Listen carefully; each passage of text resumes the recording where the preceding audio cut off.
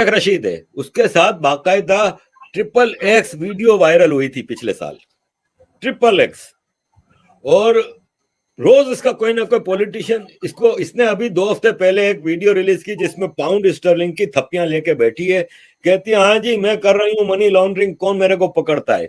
फौरन पाकिस्तान के federal bureau of revenue ने एक्शन लिया, इंक्वायरी बिठाई, तो फौरन एक इंग्लैंड का बिजनेसमैन आया कि भाई वो तो मजाक कर रही थी, ये तो मेरा पैसा है और लीगल पैसा है, वो तो ऐसे वीडियो बना रही थी, इसको कोई हाथ नहीं लगा सकता। क्यों? उसके पास सबकी वीडियोस मौजूद है, वो फौरन कहती है कि मैं निकाल दूंगी वीडियो। ये प्राइम मिनिस्टर हाउस में जाके वीडियोस बनाती रही है अपनी टिकटॉक के लिए। कैसे एक्सेस मिल जाता है? प्राइम मिनिस्टर हाउस में जाके शाह महमूद कुरैशी के ऑफिस में शाह महमूद कुरैशी की कुर्सी पे टांग चढ़ा के बैठ के इसने वीडियोस बनाई हैं।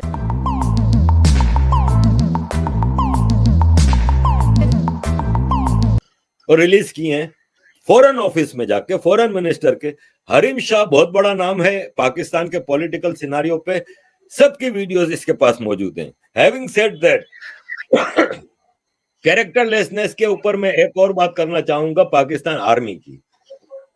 आप पाकिस्तान आर्मी में किसी जनरल को ले लें, मेजर जनरल को ले लें, ब्रिगेडियर जनरल को ले लें, छोटे लेवल पे ब्रिगेडियर तक लेवल के लोगों के बच्चे अमेरिका और कनाडा में और यूरोप में पढ़ते हैं। 2 लाख रुपया इनकी तनख्वाह है साल की।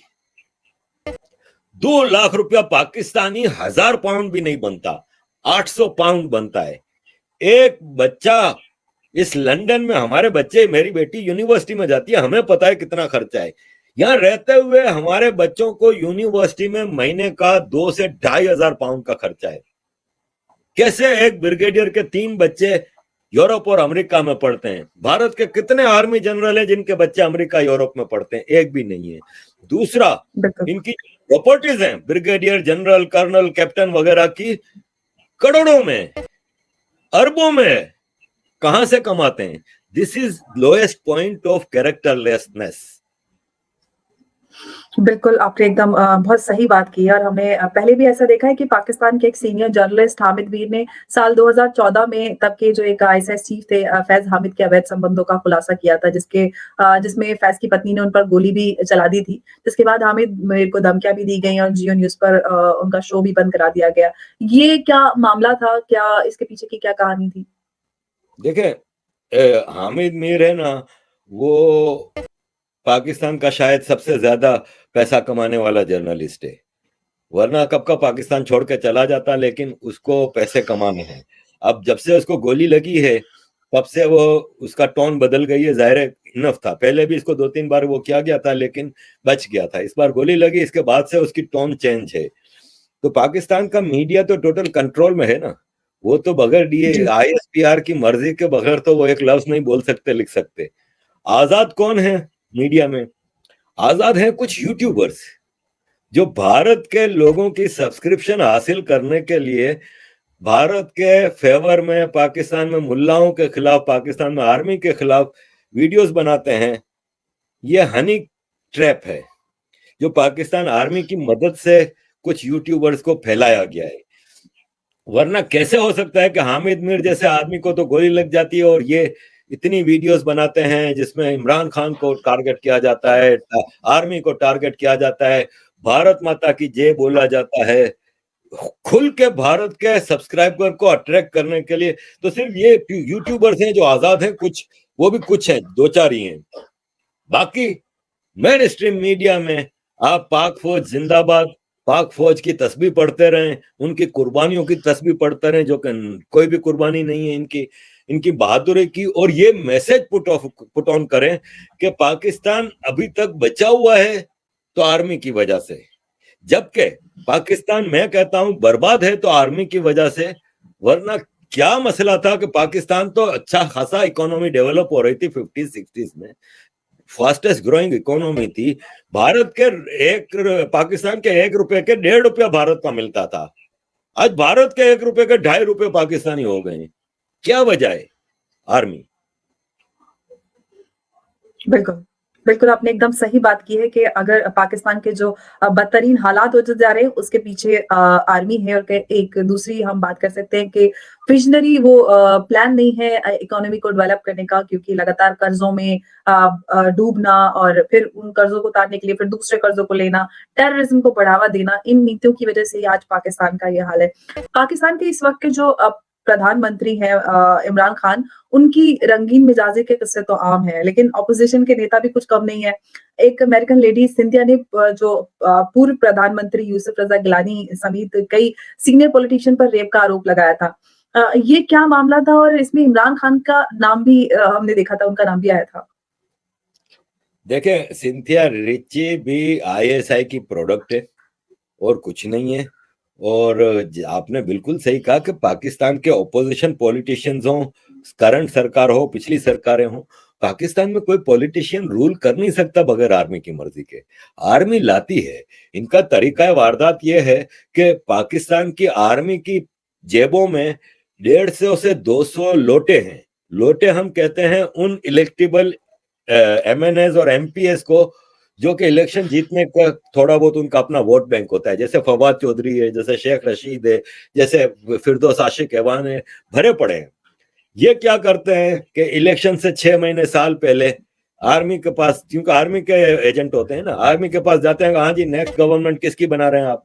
नवाज शरीफ की बना रहे हैं। ठक, नवाज शरीफ की पार्टी में चले गए। इस बार इमरान खान की बारी थी। आप इमरान खान के 2019 के इलेक्शन से 2018 के इलेक्शन से एक साल पहले जाएं तो एक साल के अंदर ये सारे आज के जितने भी इमरान खान के जो एमएनएस हैं, जो जिसने इमरान खान को इलेक्ट किया है, इसमें आधे से ज्यादा लोटे हैं।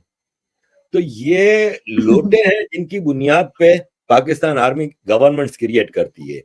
अब एक नया ग्रुप इन्होंने क्रिएट किया है टीएलपी का, जो अब इलेक्शंस में हिस्सा ले रही है। पिछले 2 साल में जितने बाई इलेक्शंस हुए हैं या लोकल बॉडीज इलेक्शन हुए हैं, इसमें टीएलपी ने कंसिडरेबल वोट लिया है। अगले इलेक्शन लड़ने का ऐलान कर दिया है। टीएलपी अगले इलेक्शन में तीसरी चौथी बड़ी पार्टी होगी और वो एक प्रेशर ग्रुप के तौर पे गवर्नमेंट क्रिएट करवाएगी, चाहे वो नवाज शरीफ की हो, जरदारी की हो या इमरान खान की हो। अगली गवर्नमेंट में टीएलपी शामिल होगी और वो एक प्रेशर ग्रुप आर्मी का होगा। आर्मी की मर्जी के बगैर कोई पॉलिटिशियन है ना, वो पाकिस्तान में रूल नहीं कर सकता। देखें, आप पिछली जितनी भी गवर्नमेंट्स उठाकर देख लें, फॉरेन मिनिस्टर आर्मी की मर्जी का लगता है, होम मिनिस्टर आर्मी की मर्जी का लगता है। शेख रशीद है, आर्मी का बंदा है। इमरान खान की सरकार में शेख रशीद से पहले ब्रिगेडियर इजाज शाह था, रिटायर्ड ब्रिगेडियर, आर्मी का बंदा। आप पिछली सरकारों में देख लें, आर्मी के बंदे होम मिनिस्टर और फॉरेन मिनिस्टर लगते रहे हैं। आर्मी जब चाहती है टीटीपी टीएलपी के जैसे प्रेशर ग्रुप्स के जरिए प्रोटेस्ट करवा के सब कुछ करके हुकूमतें चेंज करती है। तो सिंथिया रिची आर्मी की प्रोडक्ट है, आईएसआई की प्रोडक्ट है। इसने यूसुफ रजा गिलानी पे इल्जाम तो लगाया, नतीजा क्या निकला? आज भी पाकिस्तान में घूम फिर रही है। उस रेप के बाद भी पाकिस्तान में घूमती रही। उस रेप के बाद भी एक अमेरिकन नेशनल है, जाती सीधी अमेरिका, और उस वक्त इल्जाम लगाती। यूसुफ रजा गिलानी की हुकूमत खत्म हुए 10 साल हो गए। अभी पिछले साल इसने ये इल्जाम लगाया है। उस वाकये के 8-9 साल बाद तुम इल्जाम लगा रही हो। उस वक्त क्या मसला था? एक पाकिस्तानी लड़की होगी अगर, तो हम समझ सकते हैं कि चलो उसको प्रेशर है, खतरा है, फलान है, ढुमकान है। एक अमेरिकन नेशनल आजाद थी, अमेरिका गई भी थी इसके बाद, तब क्यों नहीं इल्जाम लगाया? ये आईएसआई मुख्तलिफ तरीकों से पॉलिटिशियंस को प्रेशर में रखती है। पाकिस्तान वो बदबख्त मुल्क है दुनिया का जिसमें आप देखेंगे कि रोज नई एक वीडियो इशू हो रही है, रोज एक नई वीडियो आ रही है। अभी जुबैर की आई थी, जो पीटीआई का गवर्नर सिंध, नवाज शरीफ के जमाने में गवर्नर सिंध था, जनरल उमर का बेटा, जनरल उमर जिसने ईस्ट पाकिस्तान में कत्लेआम करवाया था, उसकी अभी एक वीडियो वायरल हुई है फुल। तो ऐसे पाकिस्तान में रोज किसी ना किसी की वीडियोस वायरल होती हैं। आर्मी के पास सारे पॉलिटिशियंस के लिए कुछ ना कुछ मटेरियल है दबाव में रखने के लिए। तो कुल मिलाकर ये कहा जा सकता है कि चाहे ऑपोजिशन हो या फिर मौजूदा सरकार हो, कोई भी हो, या आर्मी, सब एक ही जैसे हैं और एक ही तराजू में सबको तोला जा सकता है, क्योंकि जिस तरह से हमने देखा है कि चाहे आर्मी ऑफिसर्स रहे हों, पॉलिटिशियंस रहे हों, सबकी इस तरह की कहानियां बार-बार चर्चा में आती रहती हैं, वीडियोस वायरल होती रहती हैं। और बिलावल भुट्टो और हिना रब्बानी का भी मामला बहुत चर्चा में आया था, उसमें कितनी सच्चाई थी? देखें, मैं जिनीवा गया था कुछ 2-3 साल पहले, तो एक अमेरिकन डिप्लोमेट से मेरी वहाँ पे कैफेटेरिया में बातचीत हो रही थी, तो इसने मुझे एक लफ्ज़ बताया था, इसने कहा पाकिस्तान इज़ एन स्टेटोक्रेसी। मैंने कहा स्टेटोक्रेसी क्या होता है? तो इसने कहा गूगल करो, मैंने गूगल किया, तो